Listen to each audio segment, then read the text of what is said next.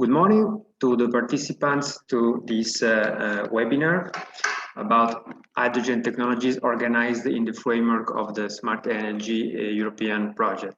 Welcome to all the participants and welcome to all the speakers that today will present their presentations regarding their activities in our region about hydrogen. I would like to inform you about some technical issues. The first one is that the session is recorded. You will have the possibility to make questions with the function question and answers, which is on the bottom of your screen. And at the end of the presentations, we will collect eventual questions and the speakers will have the possibility to answer at the end of the session.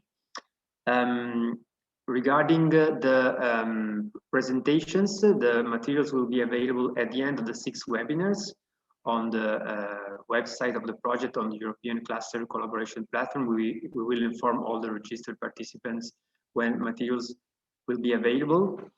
All the participants which took part to all the 6 webinars will also receive a certificate of attendance.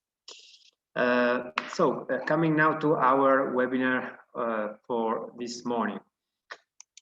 The webinar is organized, as I said, in the framework of the activities of the Smart Energy project. This is a project under the COSME program.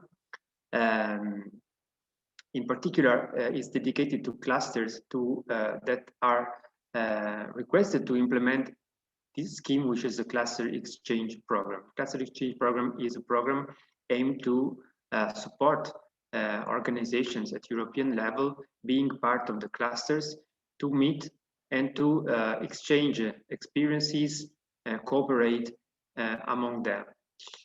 We had to reorganize this program because for COVID restrictions, we were obliged to convert the exchanges as originally programmed into virtual exchanges. So the idea is to use these webinars to get training, to propose you training of the state of art on important energy technologies, their applications, and which are the trends of these technology fields for European energy transition. So all the participants will get contents on this.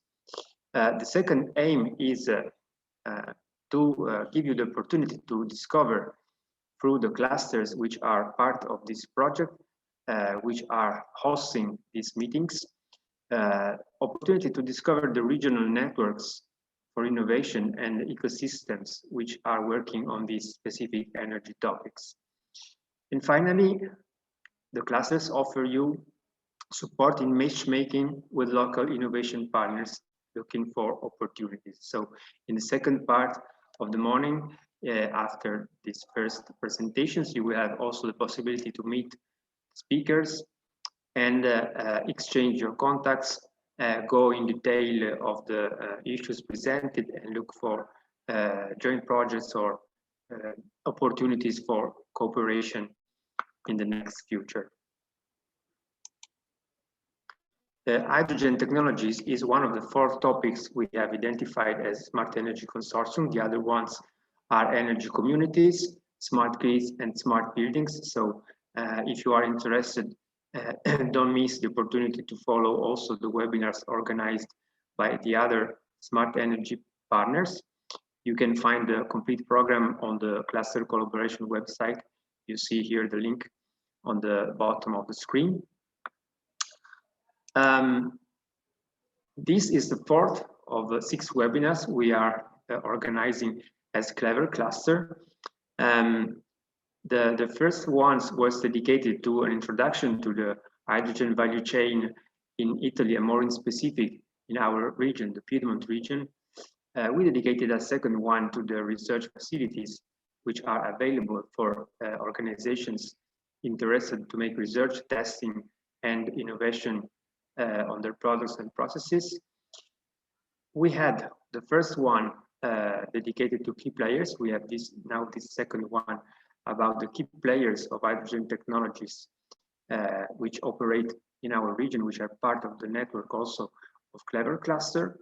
And then we will close the series with a webinar next week on successful cooperation projects, and last one dedicated to opportunities to develop new projects and funding new projects.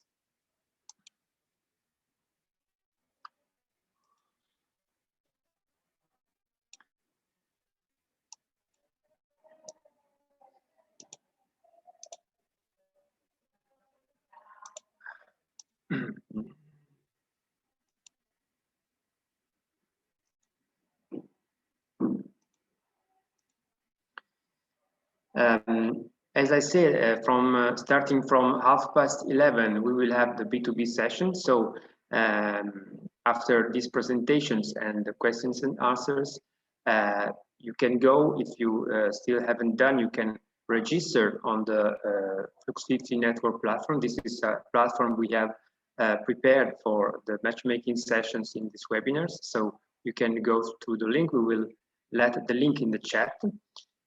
You can create your account, log in, complete your profile, and book your meetings. So all the speakers have already registered on this platform. You can use it to organize your matchmaking session after in the second part of the morning. So we will leave this link in the chat and open at the end of the webinar. The next meeting, just to remind you, will be next week, always on Wednesday morning. And we will talk about innovative cooperation projects on hydrogen technology. So we have some of the speakers we already met in the former webinars, also other ones with very interesting projects dealing with different hydrogen applications and different challenges which have to be faced in the next future for development of hydrogen technologies. Okay, so starting now with the presentations, we started in the last webinar to see how many colors hydrogen can have and which are the many different processes that can have hydrogen as an outcome. Today's first presentation is from Achaea Pinerolese, which is one of the main multi-utility company in our Piedmont region.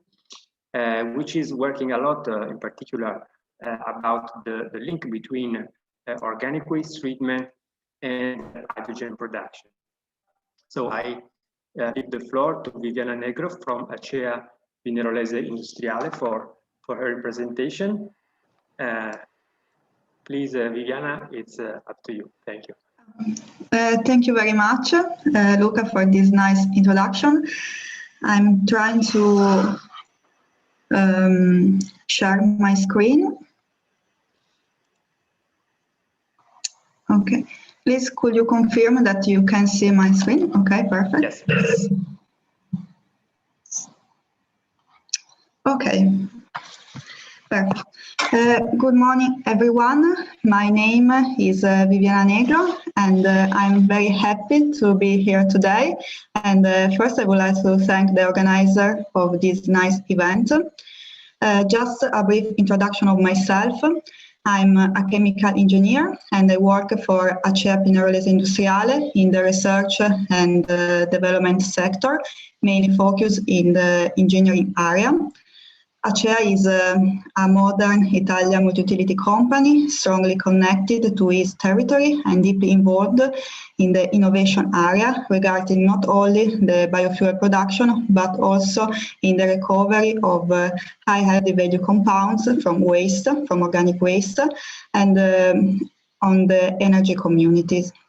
Let's start this presentation with a brief introduction about Achaea, that is mainly focused on the potential exploitation of biohydrogen that we use or produce at our sites. Achaea is a public multi-utility company which provides services for municipalities, private citizens, private companies and citizens. Achaea is located in the northern part of Italy, as you can see from the picture here showing this slide. is very close to Torino city. Achaea finds its origin at the end of the 17th century, when the first Italian-French society was established for the supply of natural gas. In more than 150 years, the company has continued its territorial growth, and currently it serves a user base of more than 150,000 inhabitants for waste collection, more than 200,000 inhabitants for the distribution of tap water, and serving roughly 1 million of inhabitants for the valorization of organic waste. Therefore, the main sectors of Achaea are the water sector for the distribution of tap water and the management of wastewaters, the energy sector for the distribution of natural gas, and finally the environmental sector, the sector I belong to, for the collection of waste, the treatment and the disposal of residual waste. Now let's focus on the environmental sector. The environmental sector works in the Pinerolo area for the 47 municipalities that are actually the stakeholders of our company. For these 47 municipalities that correspond to 150,000 of inhabitants, what we do? We provide the collection of urban solid waste, the collection of separate waste, the street sweeping, and the treatment of organic waste. The Achaea waste treatment plant was established in 2003 to initially serve only the Pinerolo area. That means the 47 municipalities, but currently Achaea is a reference at regional level for the treatment of organic waste, with a potential capacity of 60,000 tons of organic waste per year, to be enlarged to 90,000 tons per year.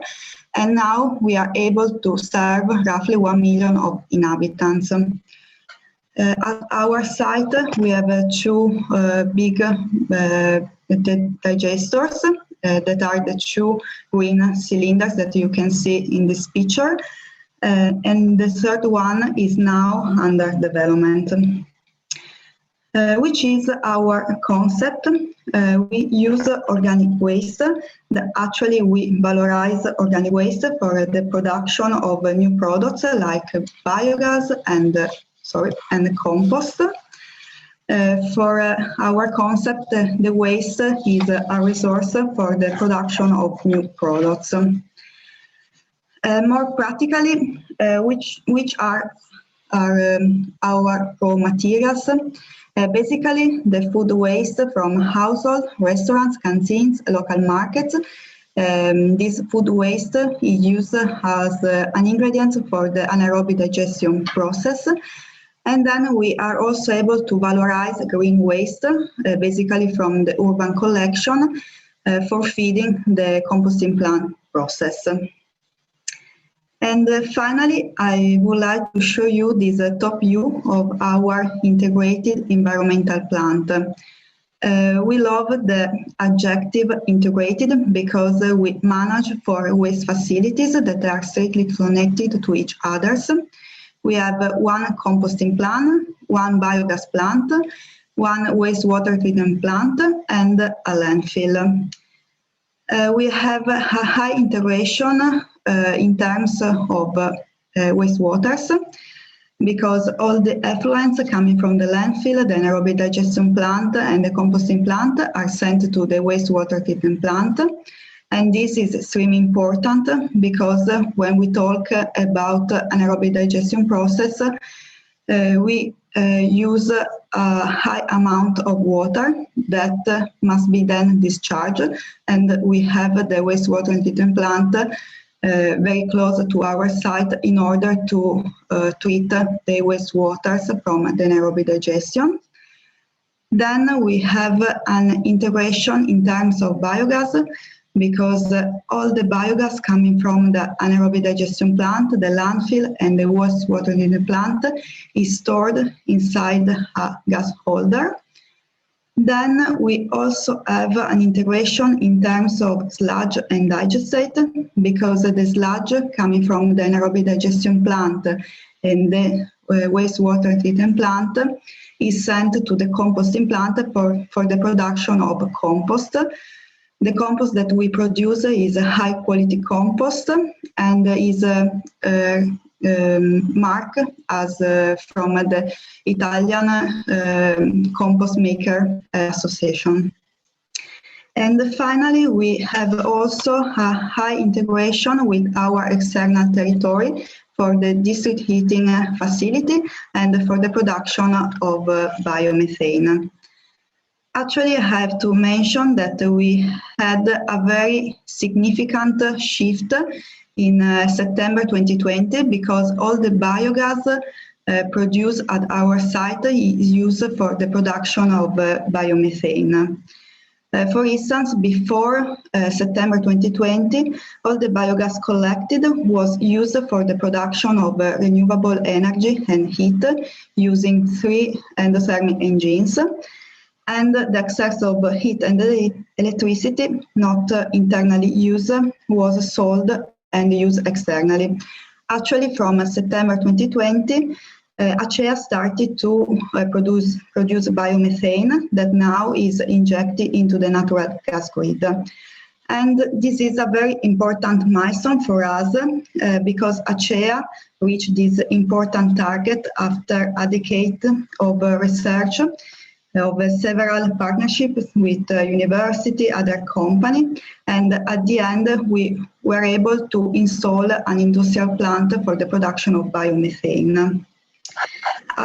Currently, biogas is upgraded into biomethane. The biogas is compressed, cooled down, and then we have a water washing tower for removing the CO2. And then we have another additional unit with active carbon and membranes for removing the residual impurities. So now we are able to inject our biomethane into the natural gas grid and use this biomethane as a transportation fuel. As said before, we could achieve an important milestone that is so significant for us, just because Achaea has spent a lot of resources in the research and development sector, and because Achaea strongly believes in research and development activities. Here you can see our 3 main topics that we are investigating: the clean energy, the green chemistry, and the energy community. And from now on, I'm going to show you all the projects that involves the production or the use of hydrogen. Among the clean energy, focus on biohydrogen production, we had in the past a research project called Biomethane, started in 2013 in collaboration with Politecnico di Torino, EasyTech, FCA, that now is Stellantis, the University of Torino, and many others. Specifically, this project was funded by Regione Piemonte, and the aim was the development of an environmental friendly engine fueled with methane and methane hydrogen mixture produced at Achaea. And this fuel was used for an integrated hybrid system for the oil-free mobility. We had an important achievement in September 2015 with the opening of the first Panda prototype fueled by biomethane and biohydrogen produced in Achaea with very low CO2 emissions. In here you can see some pictures of the prototype, and at the bottom of the slide, the pilot plant that we have installed at Achaea for the production of hydrogen from a biological process. And in the plot, you can see the production of hydrogen over the time. In this perspective, again, we use organic waste, not for the production of biogas, but for the production of both hydrogen and biomethane in order to fuel the prototype developed by FCA. Then I'm going to show you another project called Progeo from the Horizon 2020 program. As said before, Achaea is producing biomethane from biogas.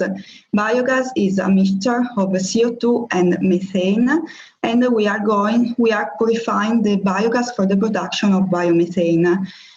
From this process, we have an off-gas, mainly made up by CO2, and with this project, we are going to further valorize this CO2. Theoretically, with the anaerobic digestion process and the Progeo process, we could produce 100% of methane from biogas.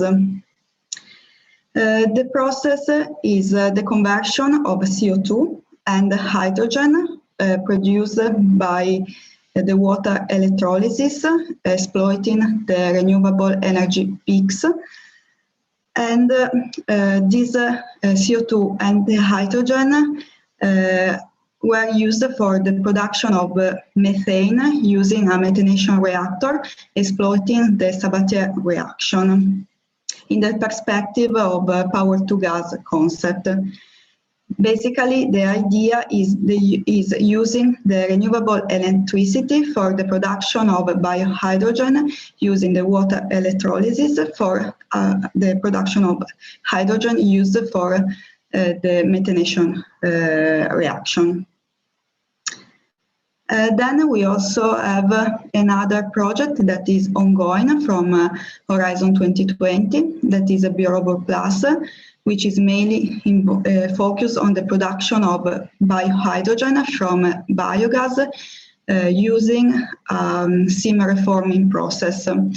Currently, we are installing this prototype that has a very high TRL level, that is 6. At our site. We are doing all the connection and the mechanical and electrical installation. And from the end of March, the beginning of April, we are going to validate this prototype, which has as target the production of hydrogen with a purity above 99.99%. The target is also the production of 100 cubic meters per hour of hydrogen. This hydrogen will be used for feeding fuel system for the mobility of cars. We have 3 main units that are the oxidative steam reformer, where the main reaction takes place. Then we have 2 reactors of water gas shift for the additional production of hydrogen. And then we have a unit for the purification of the hydrogen, that is the pressure swim absorption. Then the system is highly integrated because we are going to recover all the heat from the residual gas in order to produce heat for the oxidative steam reformer. Then for the green chemistry, we also have another ongoing project that is NGCoin that belongs to the Horizon 2020 program. This is a very challenging process because our aim is the production of bioplastics from the residual waste at Achaea sites that are both the emissions from engines and again the CO2 from the purification of biomethane. These 2 residual waste are used as a feeding for genetically modified organisms in order to produce PHA and acetone, using also hydrogen that is produced at our site using water electrolysis process. Then we are also producing biohydrogen within another project that is called Saturno, that is funded by the Regione Piemonte about bioeconomy. This is a very big project that is exploring a lot of topics regarding the bioeconomy, for instance, the conversion of organic waste into new products for the industrial chemistry, agriculture, and the recovery of carbon dioxide for the production of biofertilizer. But in this project, we are also producing again biohydrogen from our organic waste via fermentative process. And this biohydrogen is going to use by another partner of the project for the generation of the pyridine cofactor NADH that is useful for the conversion of carbon dioxide into methanol. And finally, we have the last topic that we are investigating with our research and development sector, that is the energy community topic. We have actually two ongoing research projects that are ECRU and ENERCOM. These two projects regarding the energy communities have the aim of the full implementation of energy community in our territory, on our territory located closer to Pinerolo area. More specifically, we are going to investigate the normative and technical constraints that can hamper the full development of our energy community. And in this perspective, the hydrogen could be again a potential solution for the alternative storage of energy. I'm referring to the power to gas concept, where we use the renewable energy, electricity, that the peak of electricity for the production of biohydrogen that can be then further valorized maybe for again fuel cell feeding. And that's all from my side, and of course I'm more than available for all your questions.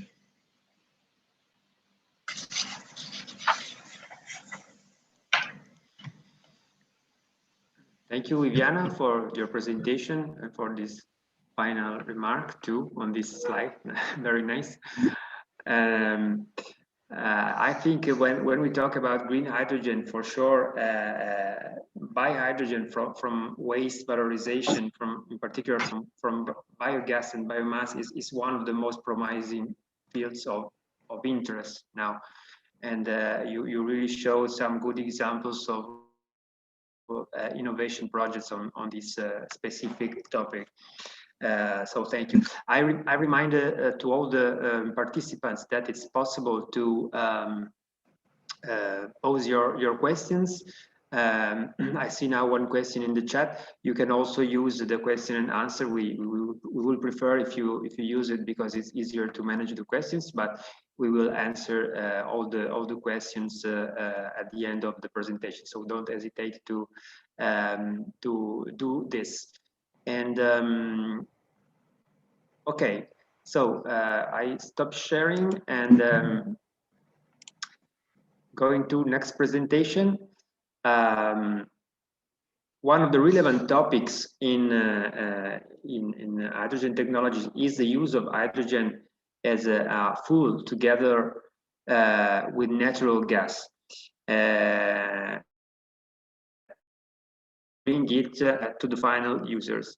Snam, which will make the next presentation, is one of the leading companies in the energy infrastructure sector, in particular in the gas infrastructure sector, and has started to check with some experimentations in the last years the possibility to go for a hydrogen-ready, let me say, distribution network. So I leave the floor to Matteo Robino from SNAM for a presentation of what are the activities of SNAM on hydrogen in general, and which are also the first results and the first barriers also that we still have and represent an obstacle in this process. So thank you, Matteo.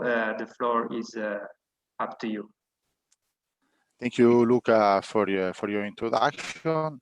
Can you see my screen, my presentation?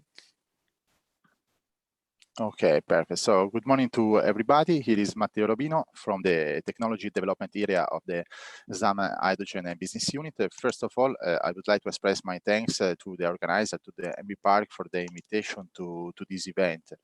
In general, yes, we consider hydrogen and its value chain development as a topic of strategic importance for all the industrial sector and of primary importance for Italy and Europe.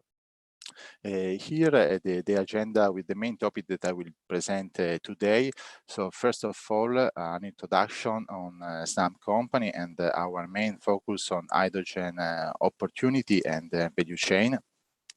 Then will be done an overview of our approach from the technical point of view on how to achieve an hydrogen asset readiness.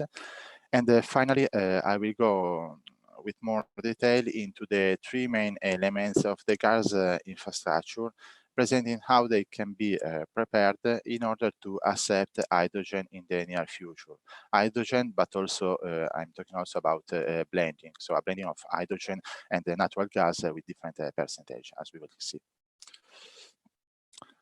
So starting from the overview, SNAM is an integrated natural gas operator, and within the perimeter of our activity, there are the management of the gas transport infrastructure, the dispatching, and the seasonal storage in the geological gas depleted field, and finally the liquid natural gas regasification infrastructure.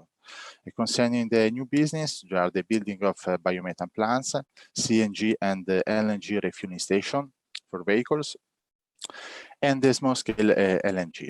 Finally, the hydrogen and its application.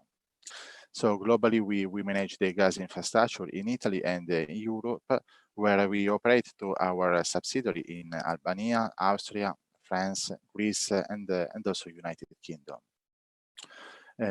Concerning hydrogen, we believe that this vector can play an important role in the decarbonization of the energy system, and it can be a great enabler of the decarbonized economy in the future, in the near future.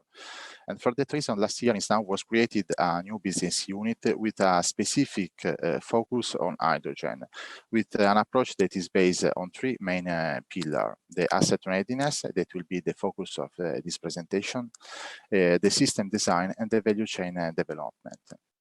Our interest and focus as SNAM ranges from the hydrogen production to the transport and distribution to the end user, covering all the intermediate element of this of the hydrogen value chain.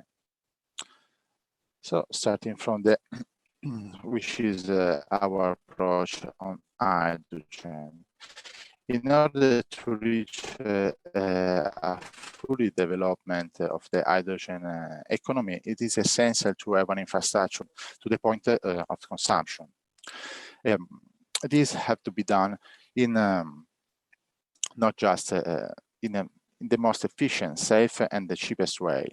Since in Italy and Europe already exists a wide gas network that connects all the member states, and at national level, all the industrial, commercial, and residential energy end user, our main purpose is to define how this huge infrastructure can support the energy transition from natural gas to hydrogen. This transition won't be done for sure in just one night, but will be done gradually in the next year, and especially at the beginning, it will also consider a temporary phase where where the system operator will have to manage a blending of natural gas and hydrogen. Since natural gas, hydrogen, and the blending of these two gases have different chemical and physical properties, all the elements of the natural gas infrastructure have to be assessed in order to understand the potential limit, barrier, and solution in order to overcome these limits and barriers. With this approach in mind, we are currently assessing all the elements of that constitute the gas infrastructure in order to assess if they are able to accept hydrogen in blending, which is the maximum percentage of hydrogen acceptable, and even if specific elements are able to manage pure hydrogen. As you can see in this slide, the main element under assessment by SAM are the pipelines, the compressor station, the underground gas storage, and all the sensor system, metering system, valve, etc. Finally, also the end user application. In order to do that, a strong effort is doing in different activities that are mainly normative and standard activity in order to identify potential barrier to the development of the hydrogen value chain and to propose a solution and update to this framework. In addition, it is essential that this activity the participation in the Italian European Association of both policy and technical nature. Then work closer with leading technology provider is a fundamental importance in order to find together the best solution as possible. And finally, the pilot project are the core of innovation since they allow to practically demonstrate an explorer solution in a real world application. The resultant feedback from these experiments are then used to define new steps, goals, and that we want to achieve. In the next slide, I will focus on the first three elements that are pipelines, compressor station, and underground gas storage, showing what we are doing and what we are done in these different elements. So the pipelines are the core element of the gas transport infrastructure. The length of the Italian transport infrastructure is more that not all the pipelines are the same, since they are different. For example, for the materials they are made, the operating condition, the size, and also a lot of other peculiarities. In addition, they are connected with different end users that today can use natural gas in different appliances with different energy purpose. In 2008, we started our internal analysis with the aim to identify the technical constraint or the technical constraint related to the hydrogen injection in our grid. This internal analysis was based mostly on at the beginning on bibliographic study that were necessary in order then to proceed to field test. The main constraints that were identified at this stage were the CNG refueling station and vehicle, the underground gas storage in porous rock, the gas turbine for compressor station, and finally some end user with sensitive production processes. With this first assessment on the whole network, SAM started its injection campaign. It was on April 2019. A first injection campaign started with an injection of 5% hydrogen blended with natural gas in a portion of a grid with two final users, real final users. Some months later, SAM conducted a second injection campaign with a blend of this time 10% hydrogen in natural gas. In both cases, we didn't experience any problem related to both the grid side, so the gas preheating section and the gas pressure reducer, and also any problem was also experienced from the final user side, so the industrial process of the two end user. That actually was a pasta factory and a water bottling. Both of them use natural gas, the blending hydrogen and natural gas its production. After this two-injection campaign, considering also the experimental result provided by this test, in 2020 we defined internal standard for new pipelines ready for the transport of 100% of hydrogen. So that now all the new elements that we purchase and the new pipeline that are built and constructed are now hydrogen ready completely. Finally, deep study and analysis are ongoing today in order to step by step adapt all the existing pipeline for the transport of firstly of hydrogen in blending with natural gas, and then in the future for pure hydrogen. So talking about the compressor station play a crucial role in the natural gas transport infrastructure, since they allow the transport of gas along the main gas backbones and in cascade along the regional network. However, we have to say that turbo compressors are also one of the most sensitive elements to the presence of hydrogen. And with this consideration, the collaboration with the main market stakeholder was of fundamental importance, as it allows us to identify together with the technology provider the limit that actually they constitute a barrier to the transport of hydrogen, and to find a solution to overcome it. With this goal in mind, we studied together with our technology provider different type of factory tests. Some of them are already performed, while others are still under definition. This will be done in a cyclical process, so identify a new limit or barrier, and then finding a new solution to overcome it, and this again. So in summer 2020, with Baker Hughes, it was tested in Florence a real-scale turbo compressor, where was verified the gas turbine operational performance with an hydrogen mixture with up to 5% of hydrogen. During this factory test, the percentage of hydrogen in the mixture was modulated in order to change the percentage of hydrogen in the blending time by time. This was very important in order to verify that the turbo compressor performance were not affected by the hydrogen variability, that actually these factors, so the variability, constitute one of the main problems of this turbo machine.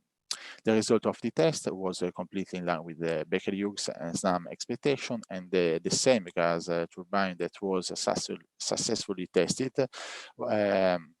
was then installed in the Istana compressor station, and now is in fully operation. Talking about the storage, so the geological underground storage, Stogit, that is the SNAM company that managed the storage of natural gas in the depleted field, is now studying the possibility to store hydrogen both in blending with natural gas or in a pure form 100% hydrogen. We have to say that in the hydrogen value chain, the storage, in particular, I'm talking about the seasonal storage, play an essential role in the energy system, giving him a wide flexibility. This will be more important even in the future, since the energy production will depend more and more on renewable energy sources that are not predictable and constant by definition. And for that reason, we consider that being able storage hydrogen in our geological underground storage depleted field will be of primary importance. In order to assess that, we are actually conducted some analysis and tests in cooperation with some of the main experts in this field, so Politecnico of Torino for sure, Istituto Italiano di Tecnologia, CISAR, and the CO2 Circle Lab. And it's a very deep and structured project that includes more than 14 different activity grouped in 7 different sub-projects, each of them with a specific scope and targets. The final aim is to assess all the potential risk and the unknown associated with the injection of hydrogen in geological underground storage. So with this, I finish my overview on some approach on the hydrogen asset readiness. I thank you all for the attention, and if you have any question, I will be happy to answer to them. Thank you, Matteo. You gave a good overview of what's moving around the infrastructure value chain for gas and hydrogen distribution, and which are the issues that SNAM is facing on the different components of the networks which are interested for these applications. And I think it was also clear the importance of cooperation between different actors, the importance to create cooperation with the technology providers and final users on this. And I'm happy for this because this is also one of the purposes of these webinars and these exchanges we are trying to propose. So the idea to create opportunities to cooperate between different actors, not only in national level, but also transnational level. And so I think this is good. And also you showed that SNAM cooperated with some research institutes that we mentioned in our second webinar when we talked about research infrastructure, testing infrastructure. So this is also, in my opinion, a nice example of what is possible to do, creating a network of actors which are working on the topic. Okay, I see some questions are coming. As we said, we go on with the presentations. In the meantime, the speakers can start to take a look to the questions, and so that we can give all the answers at the end of the session. Okay, so coming to the third presentation. Technodelta is a member of the Clever cluster, and during the years has worked a lot and make research on the design of solutions based on hydrogen for several different applications, from energy storage, different applications for different kind of vehicles, but also drones and other different applications. So I leave the floor to Carlo Duetto for his presentation. Thank you, Carlo. Yeah, hello. Good morning, everybody.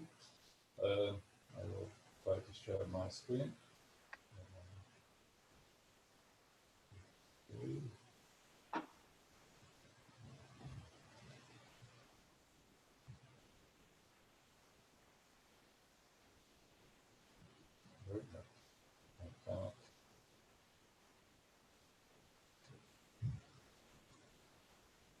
You see my screen? No? Still not. Still not. 1 second. Okay. It works? Yes, okay. Just put it on in full screen modality. It's better. All right. Yeah. Okay. So thank you again to Environmental Park to give me the opportunity to present my companies and the type of research we did in this year about the hydrogen storage. I will start my presentation to give you an overview, very quick overview of our company, and then we'll go through the research that we did in this year. So our company is a very small company. We are 13 people. We born in 1997. Our main activity is the design and manufacturing of spatial planes and systems for the use of spatial fluids. We are located in Chivasso, that is a small town close to Torino in the north of Italy. Our mission is to develop spatial system based on the customer needs. That means that we have no standards. We normally design and make engineering of the system time by time based on what the customer really needs. I will give you some example of what are our activities. I put here just 3 small pictures of plant that we did. Starting from the first one, this is a special system, is a testing system in the aerospace industries. It is a very complex system to test the bearings of the satellite that inject liquid oxygen at very high pressure to the testing bench. Then the second one is a cooling system for detectors. This is a particle detectors in sand in Geneva using a special liquid that is 6F14. The last one I want to show you is a spatial system for the purification of CO2, or there's no cleaning process. The system will be used to cleaning all the components for the small labs that will be for the next ExoMars space mission. So this is just a very quick examples, but again, the mission is we normally do spatial items designed on the customer's needs. Now, we will talk about the activity we did in this year about the hydrogen technologies. So since 2007, we were involved in research activity related to the energy storage. I put here the most common method to store the hydrogen, starting from the liquid, so that is the one that is very at low temperatures. And the standard one, that is the common one that is very well known, that is the compressed hydrogen. And then the last one, that is the metal hydride, that is like we call solid hydrogen, and is the one that we focus our research activities. So I put here a certain number of research, the project that we carry on in this year. Some of them are still running. We'll start to explain just very quickly one by one. We start from the first one, very first. It was the first approach with the metal hydride. It was called Easy Vision. And our company was asked to design and to build containers in which the metal hydride was inserted. From this preliminary project, we decided to go on with this kind of research because we saw the potential of this kind of method to store hydrogen.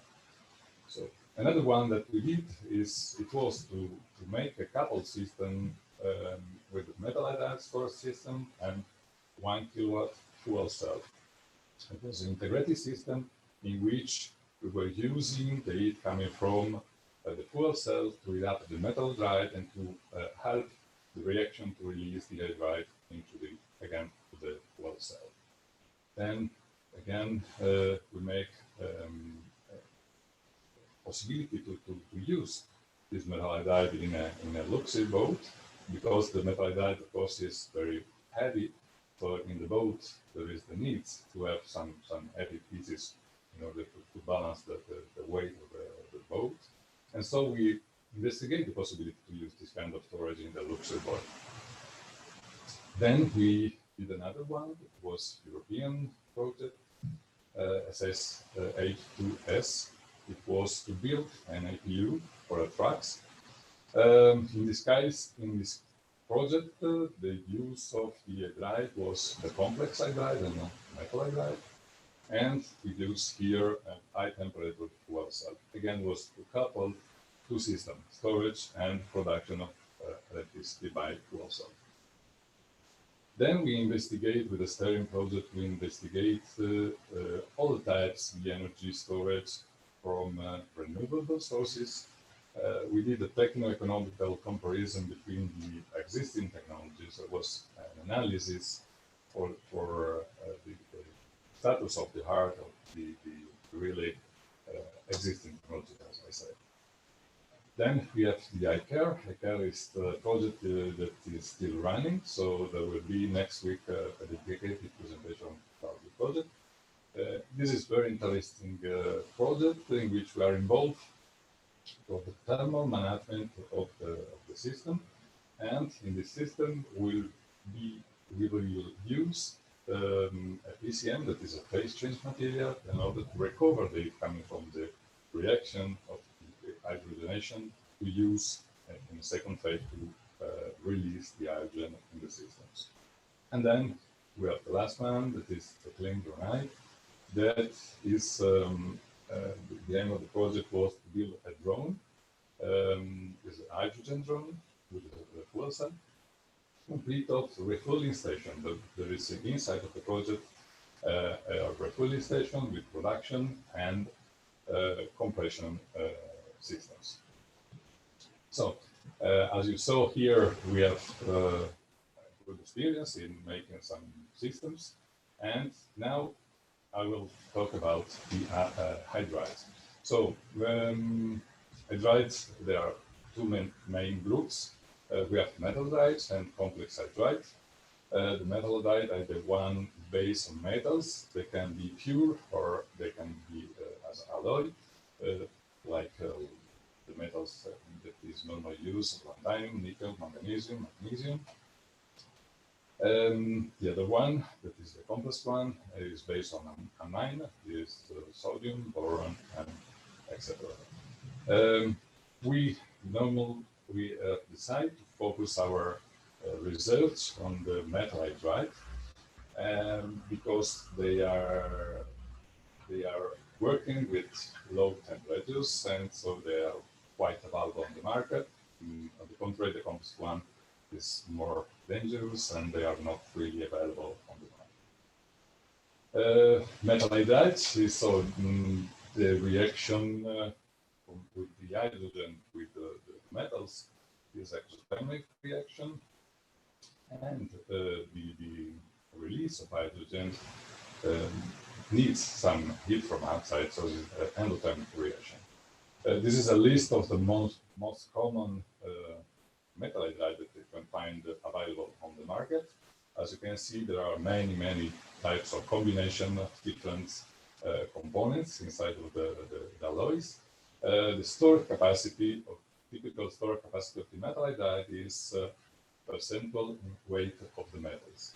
So they start from 1 till 4% of weight. So the numbers 1 to 4, it seems to be small numbers, but of course we have to keep in mind that it's a metal, so the weight of the metal is quite heavy. So they have a good capacity to store hydrogen inside. Just to have an idea of what means store hydrogen into hydrides, I put here an example.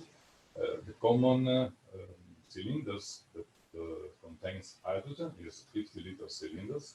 The pressure is normally 200 bars, and the quantity of hydrogen inside is more or less 10 cubic meters. That is more or less it's 0.9 kilos of hydrogen. So the same quantity of hydrogen can be contained in a small volume that is 15 liters, and we have inside of these cylinders more or less 60 kilos. Of course, I consider in this storage capacity about 1.5% in weight. So it's quite a good example of the capacity of the metal hydride. This is the typical equilibrium curves of the metal hydride. So you can see here on the left side how it works. So we have, starting from the left of the graph, we have normally 3 phases. The first one, we have a solution when the hydrogen starts to come inside the metals. Then we have this flat line that is the region in which we have the transition and the formation of the metal hydride. And then at the end, we have the last phase, that is the beta phase, in which the metal hydride is completely You can see here that we can have for each pressures an isotones use. So you can see on the right side, so it is a typical of one specific metal alloys, in which you can see that you have at different temperatures, different pressures, equilibrium pressure. This is very important to understand because it is the key of the safety of the metal hydride. Because as you can see here, you have absorption and desorption, and if you are, for example, here at the lowest 105 degrees, in order to release hydrogen, you have to move from this point.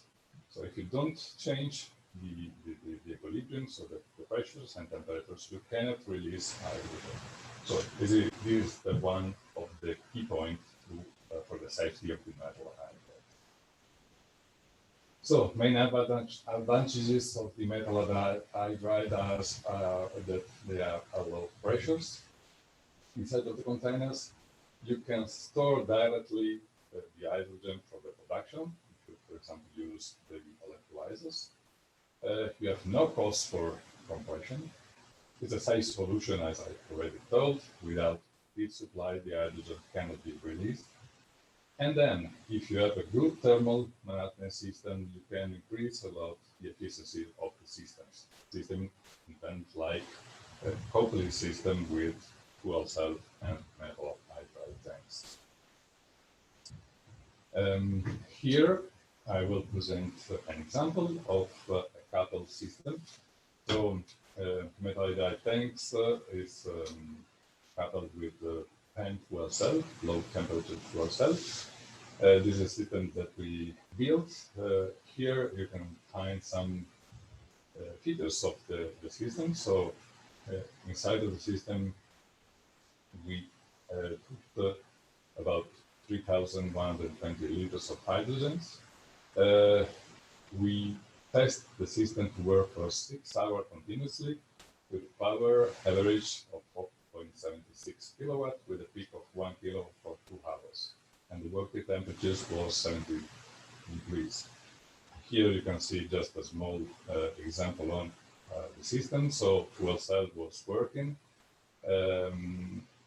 Normally the fuel cell needs to be cooled, and the cooled liquid was used to supply the heat to metal hydride tank in order to release the hydrogen for the fuel cell. So it was a closed loop in which the heat was used to release the hydrogen. So the problem that we have in the metal hydride is related to the low thermal conductivity. So we did in this here and all the projects a good job in the optimization of the heat transfer rate, working on the geometry of the heat exchangers. Here you can see some example of thermal analysis done by external company, but just to tell you that we really work hard way to solve this problem and to find the best geometry in order to have the best performance of our containers. Here an example of the containers that we did. Of course, here you cannot see the inside of the tank, but there is inside the system in order to increase the possibility to have a good thermal conductivity inside of the tank. Here in a small cylinder, we can have 350 grams of hydrogen. In particular, we use lanthanum nickel alloy with a maximum pressure during charging about 35 bar. Operating temperatures charging at 20, releasing hydrogen at 70 degrees. Here you can see also small pictures of the CFD analysis we did on the distribution of the liquid inside of the tank in order to, again, to have the best performances of the systems.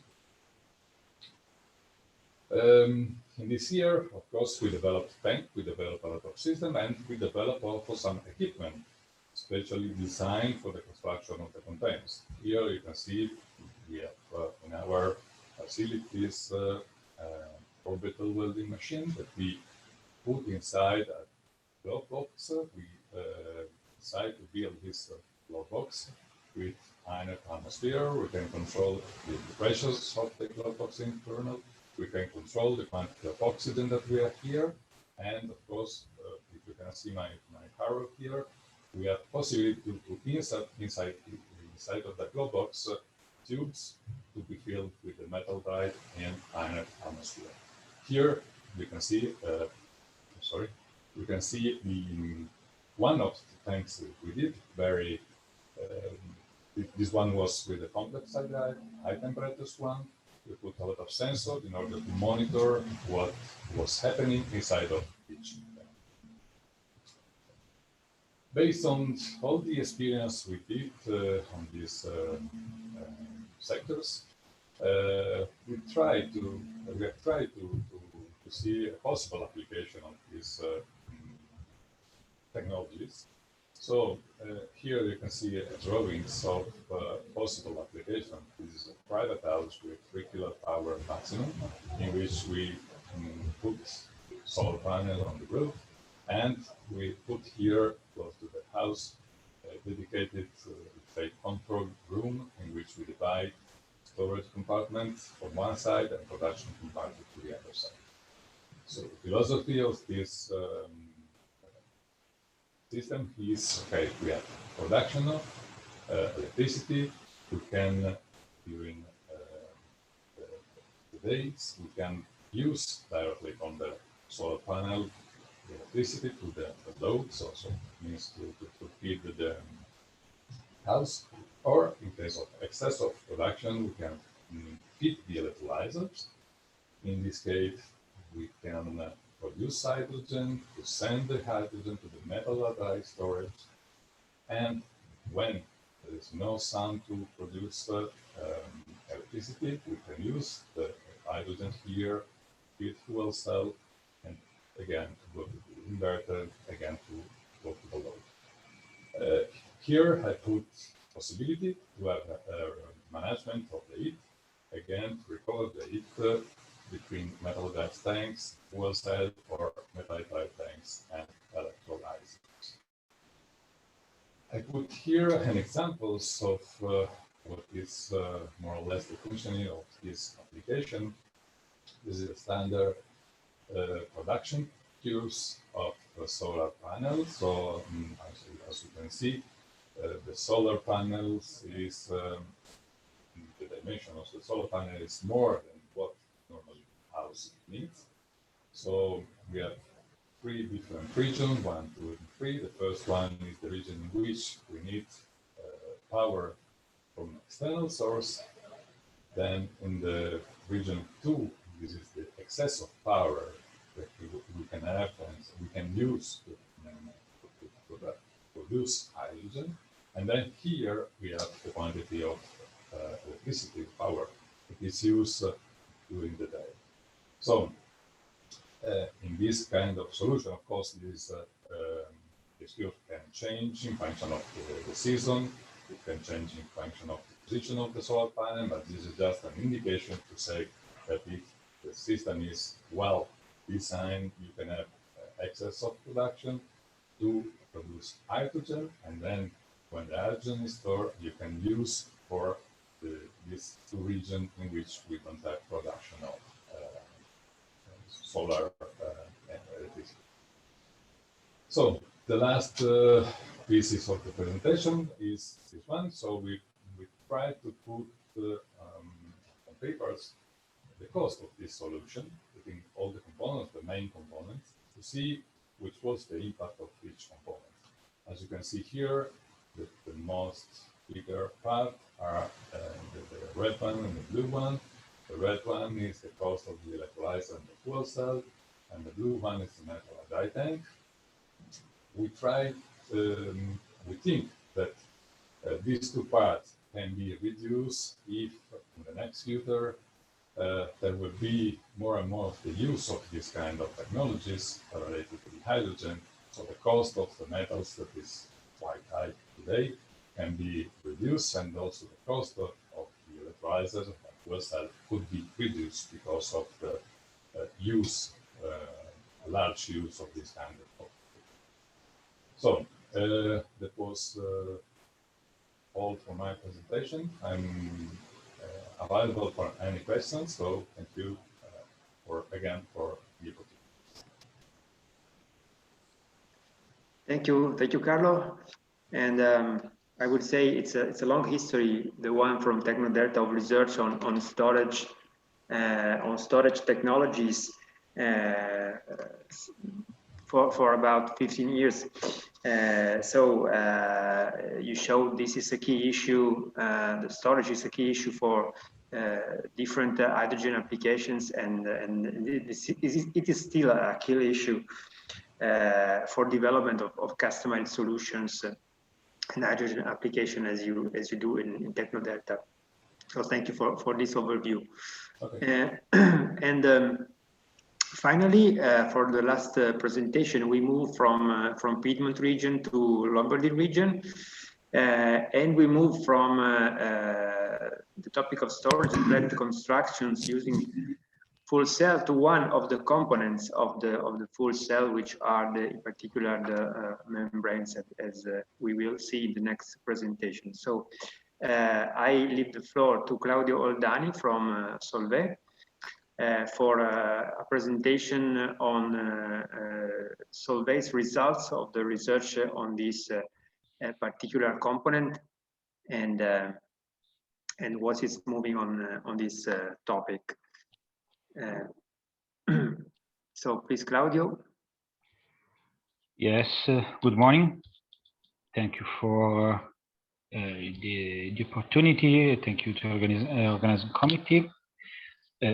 Let me try to share my screen.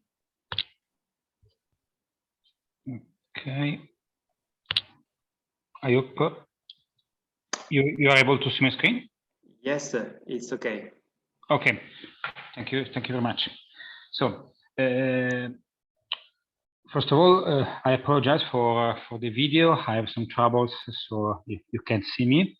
Okay, Solvay is active, and especially the global business unit I belong to is Solvay Specialty Polymers, is active since early 20s. In the development of new materials for the alternative energies, and in general to the development of the hydrogen economy. We have an R&D center in Lombardy, in Bollate, close to Milan, where we have the R&D facilities and the pilot plant. But our manufacturing site is in Piedmont, close to Alessandria, in Spinetta Marengo.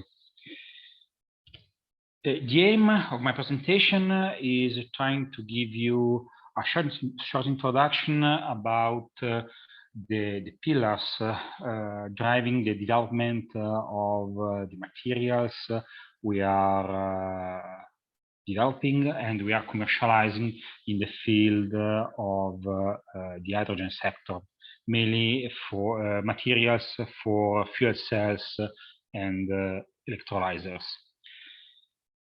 So basically, the drivers we consider in the development are four and are roughly represented in this slide. So basically, we are looking to increase the mechanical stability, above all if you are talking about membranes for fuel cells or again electrolyzers, the chemical stability in order to ensure enough lifetime of our materials in the harsh environment, such as again fuel cells and water electrolyzers. The electrochemical performance in order to drain as much as possible power from the devices without drops in the electrochemical loss, and of course the cost in order to sustain the market. So As I said, we are a chemical company, and we are developing polymers, in particular perfluorinated ionomers, to be used in fuel cell and water, mainly electrolysis. The polymer we are marketing is available as under the brand name of Achaea PFSA. PFSA means perfluorosulfonic acid.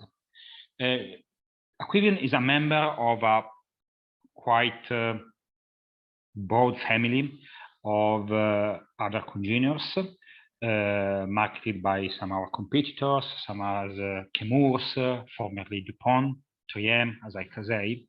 But the most important feature of the material developed within Solvay is the length of the side chain. You can see here the structure. So basically, this feature seems quite tiny in terms of molecular structure, but indeed it has a very important impact in the physicochemical behavior of this material, especially when compared with the other congeners, having the side chain longer.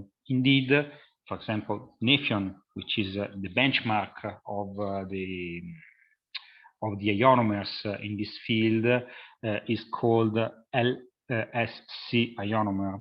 LSC means long side chain ionomer, whereas Achaea is commonly called as SSC, short side chain ionomer. So let me first describe the advantages we have in terms of the increasing of the electrochemical performance by shortening the short side chain. The first very important parameter is the crystallinity. Crystallinity means, at the end of the day, the mechanical toughness. Reducing the length of the side chain means to have a material which is intrinsically higher in crystallinity than the long side chain ionomers. So basically, you have to consider that ionomers are PTFE-like structures, and thus the side chain is basically an impurity for the crystallization by packing of the TFE, tetrafluoroethylene chains, thus shortening the side chain. You are reducing the impact of this impurity, thus reducing the length of the side chain translates in a more crystalline material, and again, at the end of the day, a more durable and tough material. This translates also in the possibility to get equivalent weights. An equivalent weight is basically the density of the SO3H functional group, and thus the number of proton carrier available on the material. So we can have, moving to this plot, equivalent weights lower than the Nefion, the dashed black line. So materials with higher electrochemical performance while keeping the mechanical properties as higher as Nefion, for example, or the other long side chain congeners. The other very important point is the glass transition temperature, the TG. So basically, when you have a short side chain, you have a less flexible chain, and thus your glass transition temperature will come up.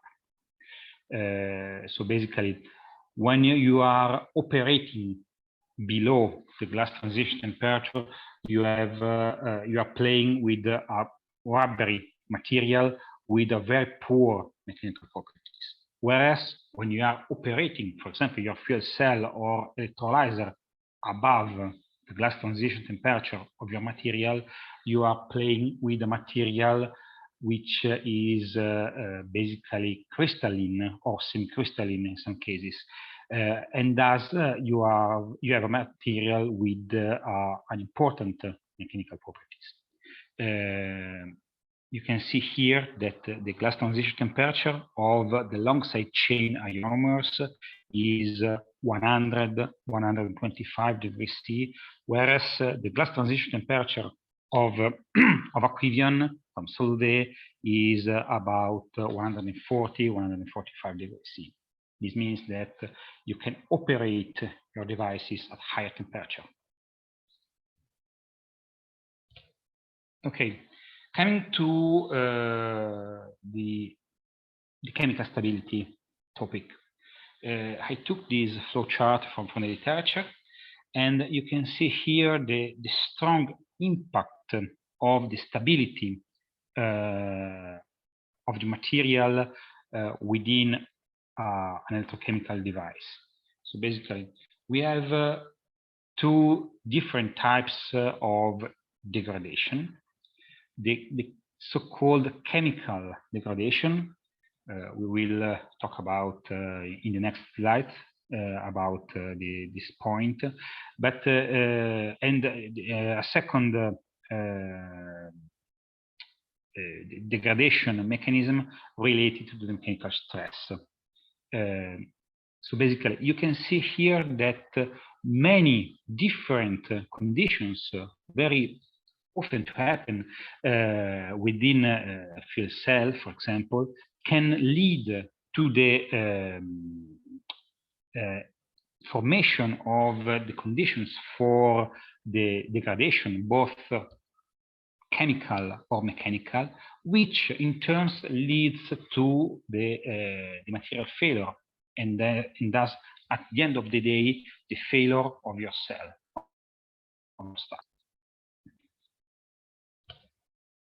Okay, what happens within a fuel cell, for example, in terms of the chemical degradation? So within a fuel cell, this is the membrane, this is the end side, the cathode side here. There are the formation of many different equilibria, leading to the so-called oxygen-centered radicals, OH, OOH, or H dot radicals. So basically, the root causes of the instauration of this important formation of radicals is this reaction, the so-called 2 electrons oxygen reduction. This is a side reaction competitive with the main reaction within a fuel cell, for example, oxygen plus hydrogen in water. This reaction, for example, leads to the formation of hydrogen peroxide. Hydrogen peroxide, you know, it's a very labile molecule, which leads to the formation of OH dot radicals. In general, there are also some other undesired side reactions triggered by the crossover through the membrane of both hydrogen or oxygen. Which is important to underline is that both at the anode side and at the cathode side, there is a production of these molecules. We'll see then how the formation of radicals may impact on the stability of the polymer. Moreover, there is an important point. The formation of radicals is also triggered by the reaction of oxygen and hydrogen, for example, on the platinum surface. Platinum, of course, is mandatory for fuel cells, and thus the generation of radicals is also promoted by definition by the design of the system. Okay, we saw that there are the undesired production of radicals within the cell, and now we will see how the presence of radicals is detrimental for the stability of our material. In general, perfluorinated materials are very, very stable in terms of chemical degradation. You know, the carbon-fluorine bond is one of the strongest bond in chemistry, but we have one important weak point, which is the presence of this carboxylic acid function. This functional group is introduced in a very, very tiny quantity during the polymerization to, again, an undesired side reaction, and it is the weakest point of the chemical structure of perfluorosulfonic acid ionomers. Indeed, when in contact with radicals, it reacts to the so-called unzipping reaction, leading to the demolition of COH. Again, you can see here the formation of CO2 and water coming from the destruction of COH group, and the installation of radicals on the backbone of the polymer.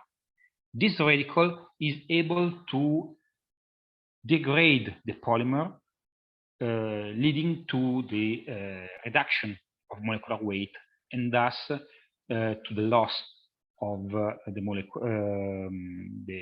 mechanical properties of our material. If you consider this reaction on a membrane, this leads to the formation of cracks, pinholes, thinnings, and thus the failure of the cell. Some other authors also reported other degradation mechanisms on the side chain. For example, the cleavage of the SO3H group in conjunction with the presence of iron pollution, and the cleavage of the side chain on the ether bond. All these mechanisms, at the end of the day, lead to the failure of the material, and thus to the failure of the cell. How we can mitigate this process? If you look at the COH on the backbone, this one, we commonly use the so-called stabilization. This is the very rough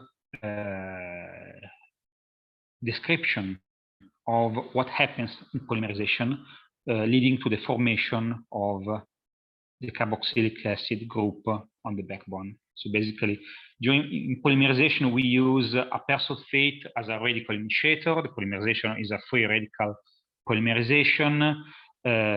This anion, when heated, leads to the formation of this radical anion that can be react with the growing radical, forming this very instable moiety, which is hydrolyzed. Polymerization is carried out in water as a solvent.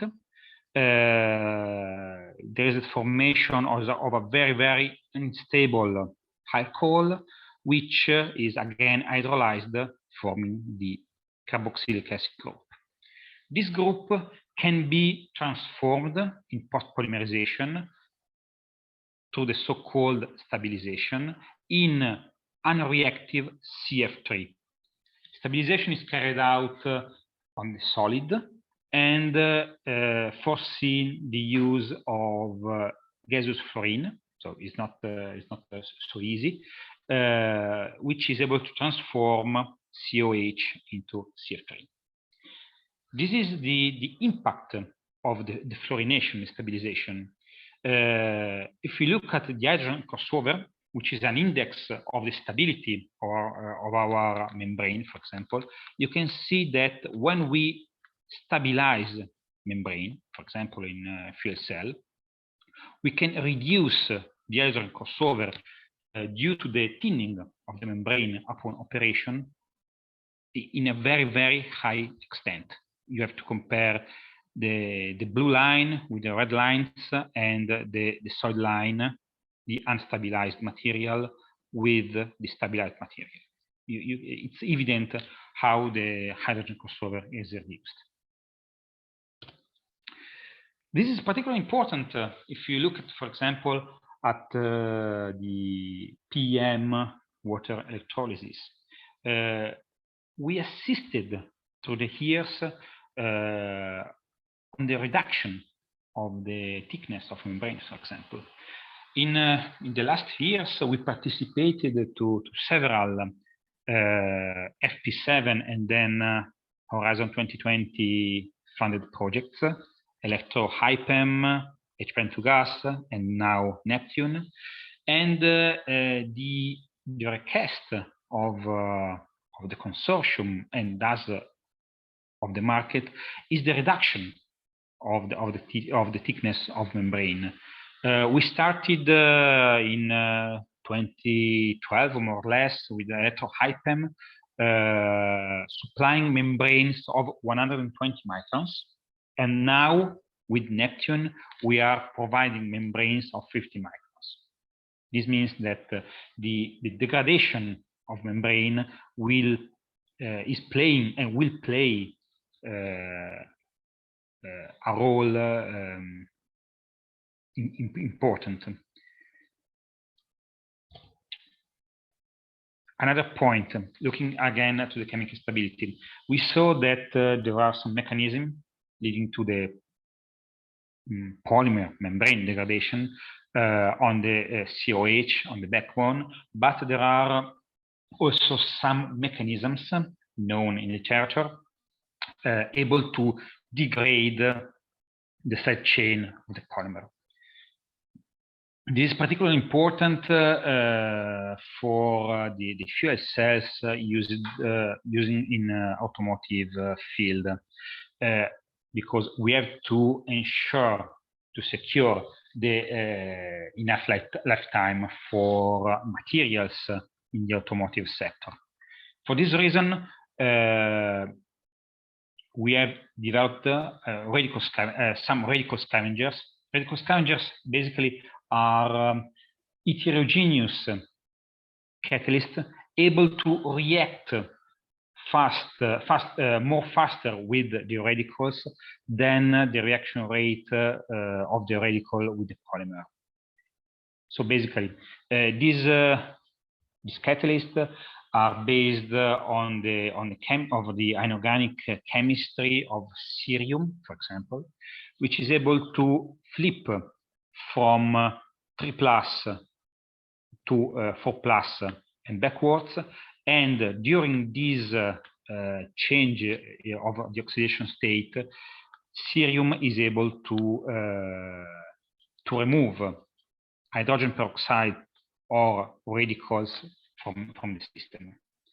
In the past years, we made a lot of studies in order to develop our proprietary solution for fuel cells for automotive, which is now based on the cerium on chemistry, which is able to secure an increasing of lifetime of many times. The blue line in this plot is an OCV, open circuit voltage test, which is an accelerated stress test of the membrane. You can see that the blue line is the reference the scavenger-free membrane, and whereas the red line is the same membrane containing the radical scavenger. You can see that the lifetime of the membrane in this case is increased of at least 7 times. Moving to the mechanical stability, another very important point. Especially in fuel cells, you have during operation several dimensional changes of membrane due to the so-called dry-wet cycles. So basically, when the fuel cell works at 100%, you are producing a lot of water. For example, when you are driving in the highway, whereas when you are in the city, you have several mixed cycles because there are traffic lights, queues, and so on. Thus, your fuel cell is not working at 100%, but something below, and thus the water produced is not so high. Thus, being the polymer hydrophilic, you have a different swelling or shrinkage of your membrane during the operation. These swelling and shrinkage cycles induce the formation of mechanical stresses within the membrane, which leads to the failure of membrane due to cracks, basically. To this aim, we need to increase the mechanical stability of membrane, for example. One way is to produce hybrid membranes or reinforced membrane containing, for example, a support. This support is a non-conductive material, typically PTFE, polytetrafluoroethylene, expanded. This is an SEM picture of a bare PTFE. You can see expanded PTFE. You see that ePTFE, expanded PTFE, is a porous material with many pores able to be filled by the polymer, leading to the formation of a membrane containing this support. This is the bare, the pristine expanded PTFE. It is white because the pores are containing air, which is scattering light. And this is a reinforced membrane containing PTFE plus aquavion. You can see it is transparent. This is the membrane. This is my hand. It is transparent because air is removed from the pore of the system, and now the polymer is within the material. This is the typical example of the machine we use to produce reinforced membrane. So basically, the support is dipped in a polymer solution. This is the typical polymer water-based solution. There is an impregnation here, then a heat treatment in an oven, and then there is the finished membrane, which is this one. This is the typical cross-section of a reinforced membrane. It is a three-layered system where you can see the central part, which is PTFE with the pores filled with the polymer. We have to compare this picture with this one, for example, and the two external layers of dense polymer. It is mandatory that the pores of the reinforcement are filled with the polymer in order to secure the continuity of the proton conduction along the membrane. This is the typical MEA taken from the literature, where you can see again a cross-section of the membrane here. This is the reinforcement. the two external layers of dense ionomer, then the two GDLs, the anode and the cathode, on the two parts of the membrane. Of course, as I said, reinforcement is not acting increasing the electrochemical performances of the membrane, but it increases the mechanical properties of the membrane. You can see here the stress strain test of two membranes produced internally in Solvay. This is a cast membrane. This means simply pure ionomer, and this is an EPTFE reinforced membrane. You can see that mechanical properties are strongly increased, moving from the blue line to the red line. Last part about the cost. If you look at the electrodes, we need to use ionomer not only on the membrane but also in the electrode.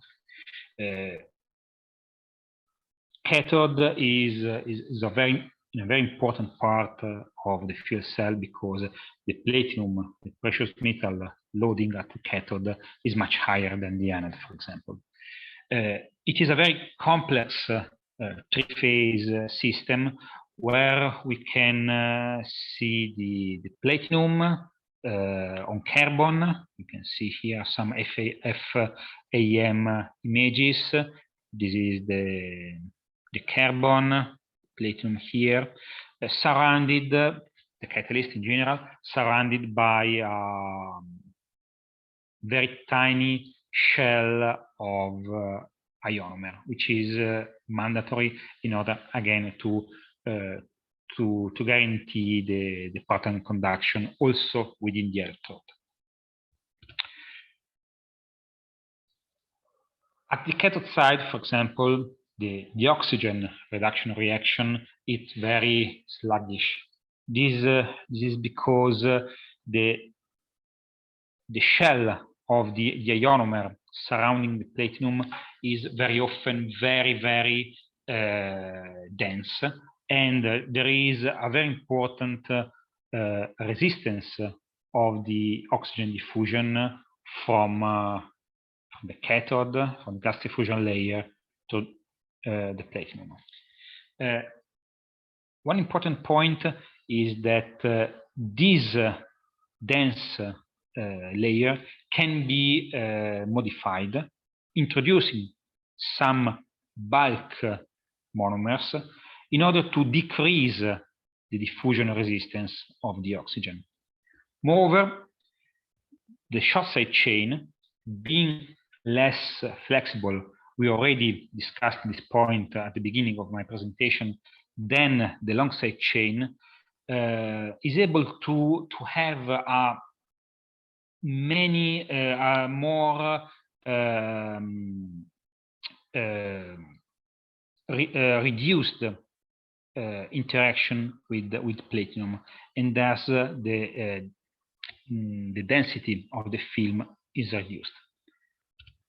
So for this reason, we developed this brand new polymer known as FCC. FCC means very simply fuel cell cathode, by introducing this bulk ionomer in a short side chain structure, able to reduce the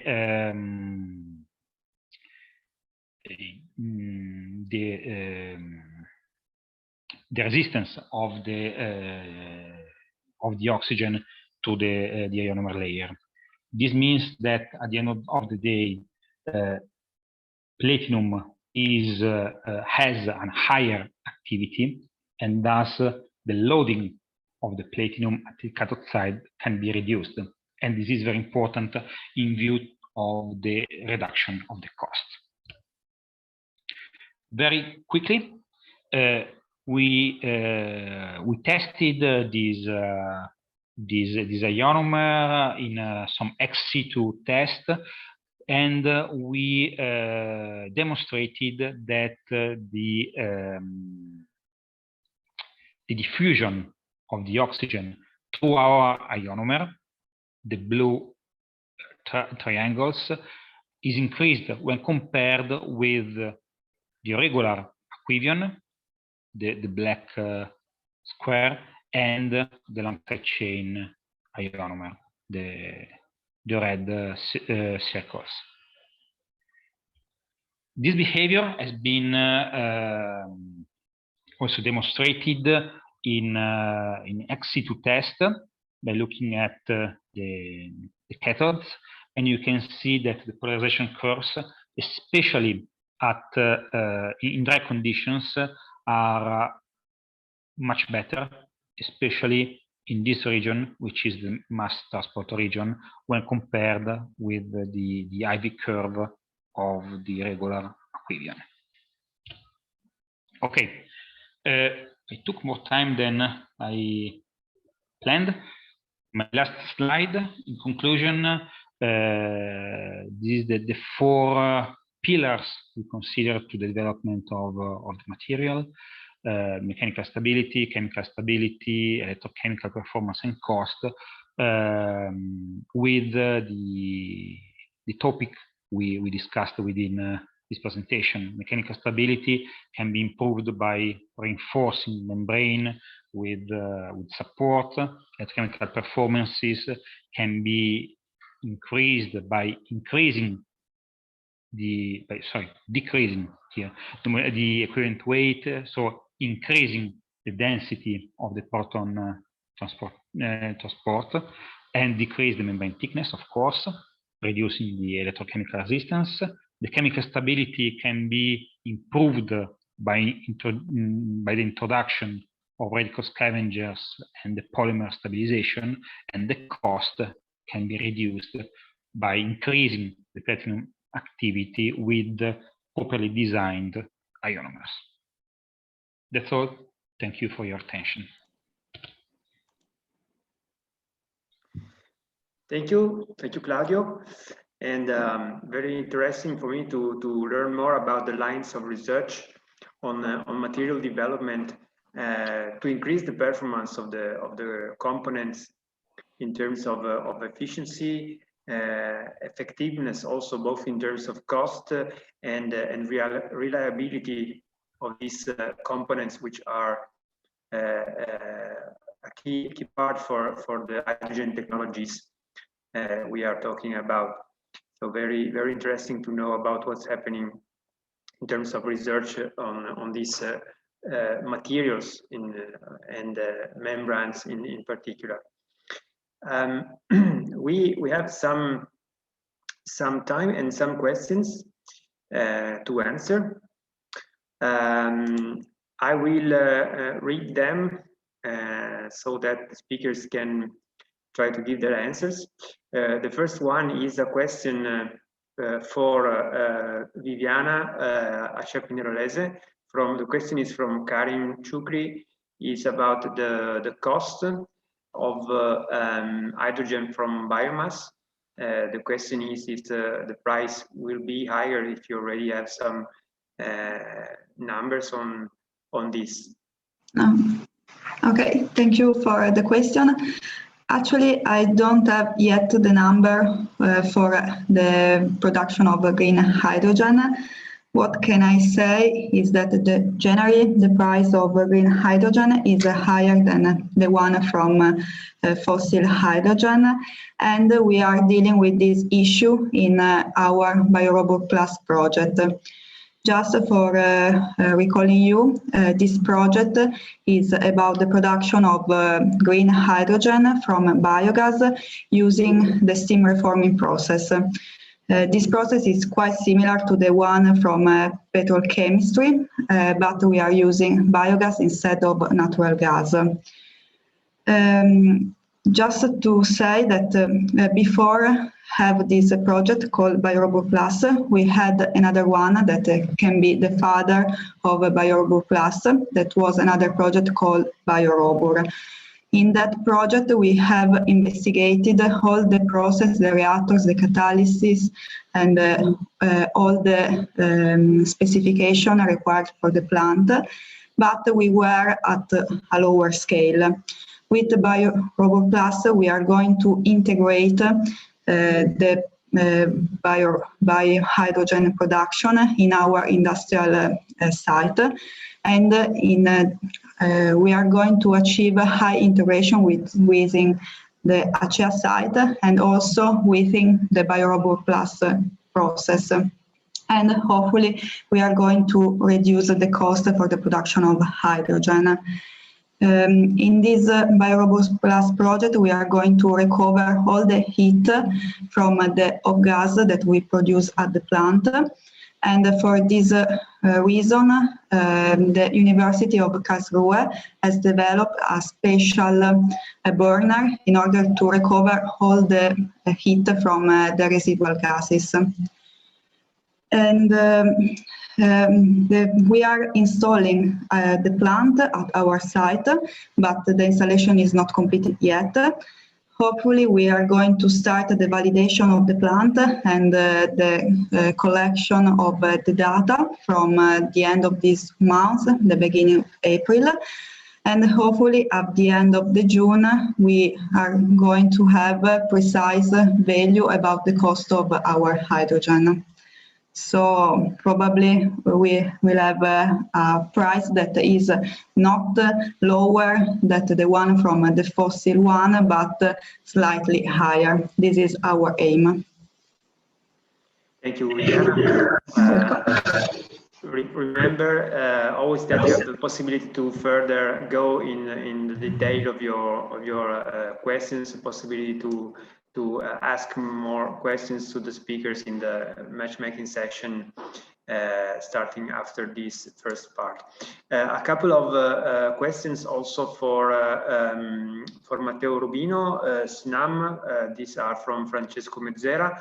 The first one is at what stage you are with the problem of keeping hydrogen percentage stable in the gas grid? Okay, so yeah, keeping the hydrogen percentage stable in the gas, it is one of the most important issues that we are addressing, since a lot of appliances are sensible, maybe not to certain value of hydrogen, but in particular to the variability of the hydrogen in the blending. So we are approaching this problem, studying how we can use dispatching instrument in order to modulate the different flow of blending in our network in order to continuously mix the different flow and keep the hydrogen within a certain range, so stable in a certain range. At the same time, it would be also important to control and coordinate all the future injection of hydrogen in the network in order to keep the hydrogen into these specific and defined ranges. This analysis will be done strongly depending on the specific location and the network branch. And yeah, so sorry if might not exhaustive answer, but it's something that actually we are analyzing, and it's under study. Work in progress. Yeah, absolutely. And the other question is if you have more information in terms of potential criticism cost about hydrogen separation membrane at the end of the gas grid to separate hydrogen from methane before the end user. I don't know. Okay, so yes, concerning membrane, we are working on this topic that's also really relevant with some technology provider in order to assess the potential of this technology that actually is under development by different company and but also research center and university. What I can say on this topic is that we are studying the potential of this membrane application from two different point of view. The first one is from the end user point of view, so using this technology, this membrane, in order to produce the presence of hydrogen, and secondly, using this device in order to allow us to extract pure hydrogen from a mixture, and then in order then to use this pure hydrogen as a feedstock or for specific hydrogen appliance. Okay, thank you, Matteo. Then we have some questions for Claudio Carlo of Tecnodelta, Carlo Luetto. Two are from Francesco Mezzera. The first is what is the competitiveness of fuel cell trucks with a hydride storage with respect to trucks with compressed hydrogen storage? Aren't they in disadvantage compared to gaseous storage? And what are the pros and cons between the two solutions on the overall supply chain? Yeah. So first of all, the project we did was not to supply hydrogen for the fuel cell to produce electricity to drive the engine.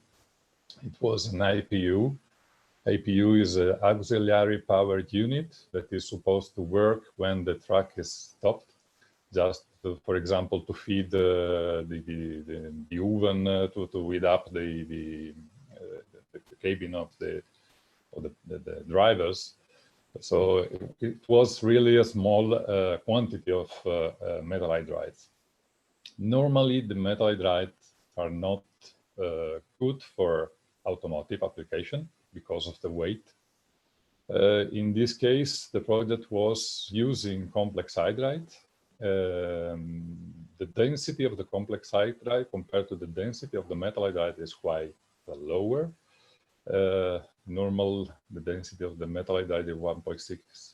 The metal hydride is 4,000 to 5,000 kilos per cubic meters. The complex hydride, it was 1.6 kilos per cubic meters. So it was an application really dedicated to this small amount of hydrides on the truck itself, but was not to drive the engine. So this is the answer. Yes, it's important to give these clarifications. Yeah. And the other question is, what is the possible lifetime in terms of number of charge and discharge cycles of metal hydride technology for storage? Yeah. What is your experience on your research? Yeah, it depends always on the type of metal hydride you are going to use. Today on the market, they are available different alloy, as we saw. Some suppliers now is giving some indication about the cyclability of the metal hydride, and the number of cycles they give you as an indication is more than 1,000. But of course, it's always, at the moment, we have not large use of this kind of material, so it's quite difficult to have this kind of data. But who is going to make project and is going to use this kind of materials normally gives more than 1,000 cycles. Of course, the cycles depend, the life of the metal hydride depends on always on the purity of the hydrogen. Because, for example, if you feed the metal hydride with, let's say, dirty hydrogen, you can have a poison of the metal hydride itself. So, in case of normal use with pure hydrogen, the normal condition, so today we are trying to increase this number that today is more than 1,000 cycles. Okay. And then other two questions. One is from Marilyn Arndt about the production of metal hydride. How green is the metal hydride production? If you can say something about this. Yeah, it's quite difficult to say how green it is, but in the project, in some projects, we did some LCA analysis on the impact that we have on this kind of materials. It depends again. type of material you are going to use in the alloys. The most critical point is for the rare metals, because if you use, for example, lanthanum or cerium, there is the problem of exhaustion of these metals. If you are going to use alloy in which you have, for example, iron or other material that is more available on the market, so it's less critical, the situation. Anyway, really difficult to answer how green is, because there are many type of products inside. We have the LACA now. It's quite difficult to explain all the parameters. So maybe. Yes. It always depends when you talk about life cycle. Also, what you compare your study with. So. Yeah, the comparison we did is with the others type of storage, and of course the other type of storage, for example, the compressed gas, has only the case, let's say the cylinder itself, that is only stainless steel or iron, nothing else. If you use composite materials for other kind of cylinders, so. The comparison we did is with normal standard cylinder and with the metal die tank. Of course, in the standard cylinders, as we saw before, we have more stainless steel because we have, let's say, heavy weight of the container itself, because the cylinder should be sized in order to contain 200 or 300 bars. Our system has the metals, of course, the metallite, and the cylinder is less heavy because the pressure inside is lower than the other. So more or less the comparison we did is on this. Okay, and the last question for Carlo is from Carlo Seregni. Is very specific question. I think a few weeks ago there were news in the press about a German research institute which has developed a stable magnesium hydride paste for hydrogen storage, which releases hydrogen by reaction with water.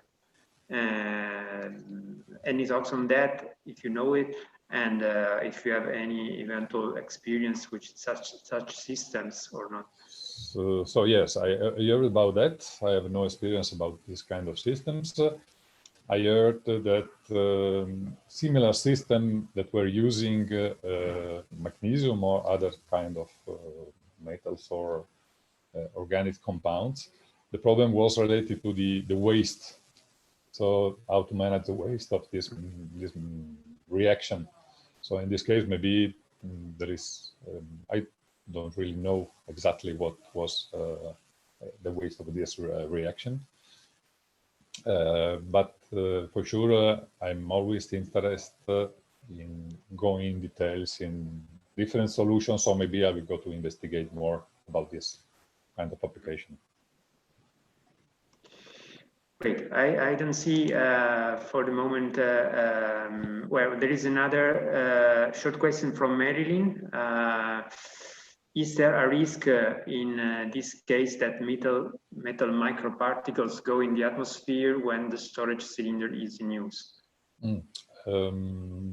No, because normally all the tanks are equipped with the filters. We make several tests on these particles that can be released through the metallite tanks, and we put a filter in order to avoid to release any particles in the atmosphere. Okay, thank you also for this answer. I think for the moment we don't have any other question. I don't see other questions. So as I said, don't miss the possibility to have bilateral meetings with the speakers in the next session. I share again my screen where you can find the link to the platform. You can use it for this. For the moment, we can take a break and meet again at 11:30 with the speakers on the platform. Thank you, everybody, and see you later. Thank you. Thank you. Thank you. Okay, thank you.